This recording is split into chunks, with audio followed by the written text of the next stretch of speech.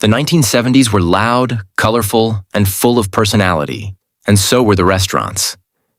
This wasn't just a decade of disco balls, muscle cars, and shag carpets. It was a golden age of themed dining rooms, family buffets, sizzling platters, and unforgettable mascots. In the 1970s, going out to eat wasn't just about food. It was an event. It was an experience. It was a Saturday night ritual with the family, a first date under dim lights, or a birthday party in a booth surrounded by vinyl seats and wood-paneled walls. Today, many of those iconic places are gone or barely surviving, replaced by fast casual chains and delivery apps.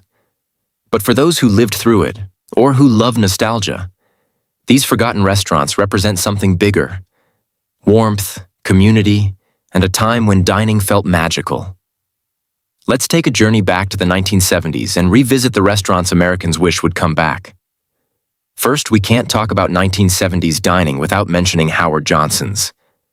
At its peak, this orange-roofed empire was everywhere along America's highways.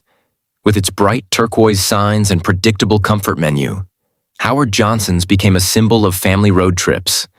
Kids ordered fried clams and ice cream.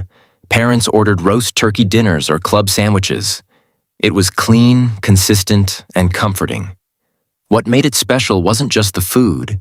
It was the feeling that no matter where you were in America, you could spot that orange roof and know you were about to sit down somewhere familiar.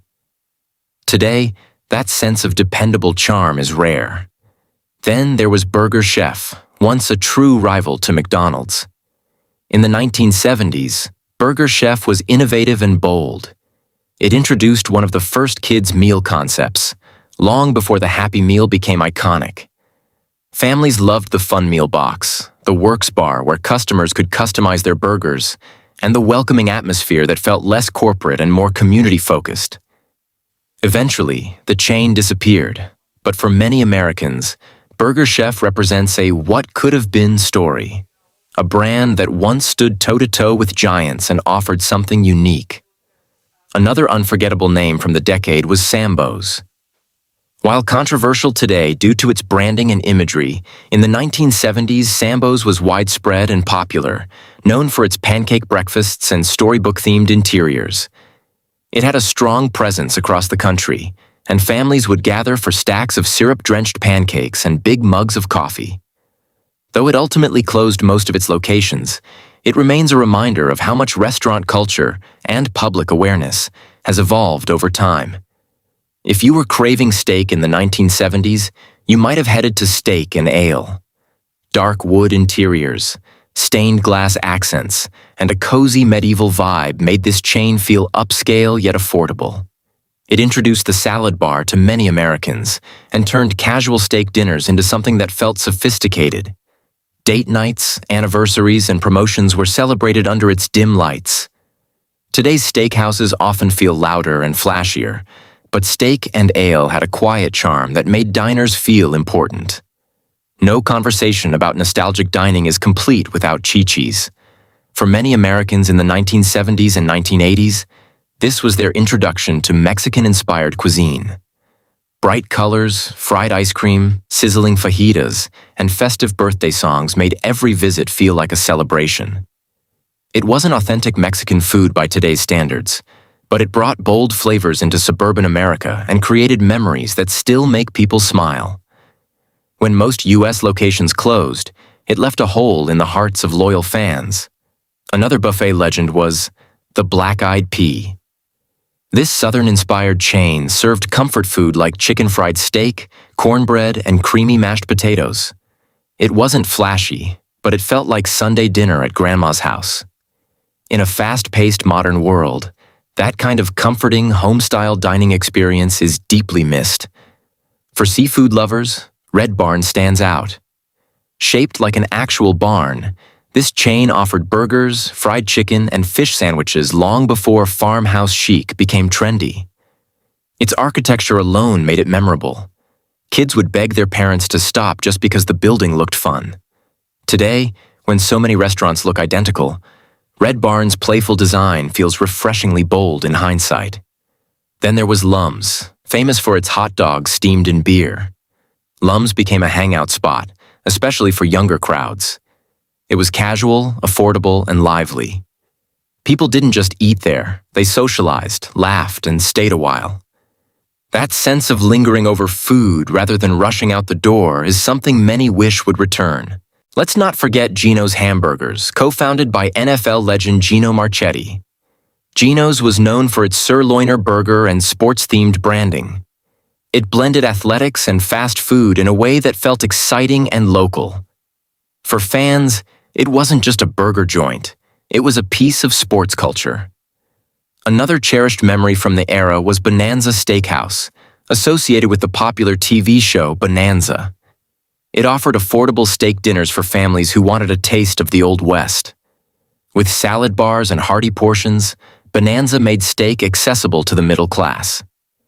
For many families, it was their first fancy dinner out. For a Polynesian fantasy escape, Americans flocked to Trader Vic's. Tiki torches, exotic drinks, and tropical decor transported diners to an island paradise, even if they were just in the middle of Ohio. In the 1970s, themed dining was an art form. Restaurants weren't afraid to be dramatic. Today's minimalist interiors rarely dare to be that bold. Another quirky favorite was Beefsteak Charlie's, famous for its unlimited salad bar, shrimp, beer, wine, and sangria. The idea of unlimited everything felt indulgent and exciting. It symbolized abundance at a time when dining out was still a treat. While some buffets still exist, few carry the same iconic reputation. The 1970s were also big on family-friendly pizza parlors like Shakey's Pizza. With live ragtime piano music in some locations and communal seating, Shakey's felt like a neighborhood gathering place. Kids ran around, parents chatted, and pizza arrived fresh from the oven in metal pans. It was loud, messy, and full of life. And who could forget Pup and Taco? This Southern California chain mixed hot dogs and tacos in one menu long before fusion cuisine became trendy. It was unconventional, and that's exactly why people loved it. Its disappearance left fans wishing for one more taste of that chili dog or crunchy taco. These restaurants weren't perfect. Some had outdated decor. Some served food that wouldn't impress today's food critics. Some struggled with expansion, competition, or changing tastes. But they had personality. They had identity. They weren't afraid to be different. In the 1970s, restaurants often told stories through their architecture, menus, and atmosphere.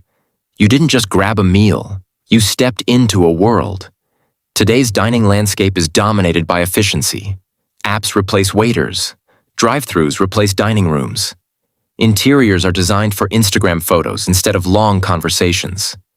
While convenience is valuable, something intangible has been lost. The 1970s restaurants created shared experiences. Families remember sitting in booths, waiting for their name to be called, spinning sugar caddies, and begging for dessert. These places were woven into childhood memories. What people truly want back isn't just the exact menu items. It's the feeling of occasion. It's the excitement of piling into the car on a Friday night. It's the smell of sizzling steak or fresh pizza hitting the table. It's the themed decor that made your imagination run wild. It's the friendly waitress who knew your usual order. It's the sense that dining out meant slowing down. The forgotten restaurants of 1970s America remind us that food is about more than calories. It's about connection. These places were community hubs before social media existed. They were first job workplaces for teenagers, celebration spots for families, and comfort zones during uncertain times. Even as chains disappeared through bankruptcies, mergers, or rebranding, the memories never faded. Maybe one day, entrepreneurs will bring back some of these concepts, not as ironic throwbacks, but as sincere revivals of warmth and hospitality. Maybe the orange roofs will rise again. Maybe the salad bars will return in all their glory. Maybe themed dining will once again embrace creativity without fear. Until then, these restaurants live on in stories, faded photographs, and the hearts of those who remember. They represent a decade when America gathered around vinyl booths and formica tables, laughed a little louder, and stayed a little longer. If you enjoyed this nostalgic journey back to the golden age of 1970s dining, don't forget to like this video, share it with someone who remembers these classics, and subscribe to the channel for more deep dives into America's unforgettable past. Your support keeps these stories alive.